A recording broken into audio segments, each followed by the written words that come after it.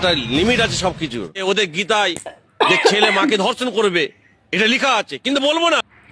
আরে বলবে না কেন, অবশ্যই তুমি বলো। যদি এটা আমাদের গীতায় থেকে থাকে তাহলে তুমি অবশ্যই বলো, কোনো বারণ নেই।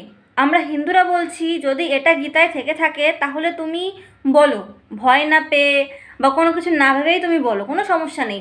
আর এই যে তুমি অসীম সরকারের কথা বলছো যে অসীম সরকার এটা ওটা বলেছে, হ্যাঁ অসীম সরকার এটা বলেছে, তবে অসীম সরকার তো কোনো ভুল কোনো কিছু বলেনি, মিথ্যে কোনো কিছু তো বলেনি।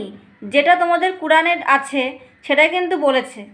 এখন আমি দেখলাম যে অনেকে ওই ফেসবুকে ইউটিউবে পোস্ট করছে যে ইমিডিয়েটলি অসীম সরকারের বিরুদ্ধে অ্যাকশন নেওয়া উচিত। ঠিক আছে, পুলিশ কেন ওনাকে গ্রেপ্তার করছে না, যেখানে 600-র উপরে এফআইআর হয়ে গেছে অসীম সরকারের বিরুদ্ধে, সেখানে কেন পুলিশ এখনও চুপ করে আছে? আরে পুলিশ চুপ করে আছে এই জন্য কারণ আসলেই তো বাস্তব যেটা আসলে যেটা আছে, যেটা তোমাদের কোরআনে আছে সেটাই তো অসীম সরকার বলেছে। এখন তোমরা বলছো যে এমন কোনো কিছু নেই, কিন্তু এমন তো আছে, যেটা আছে সেটাই তো অসীম সরকার বলেছে, তাহলে পুলিশ কাকে গ্রেফতার করবে?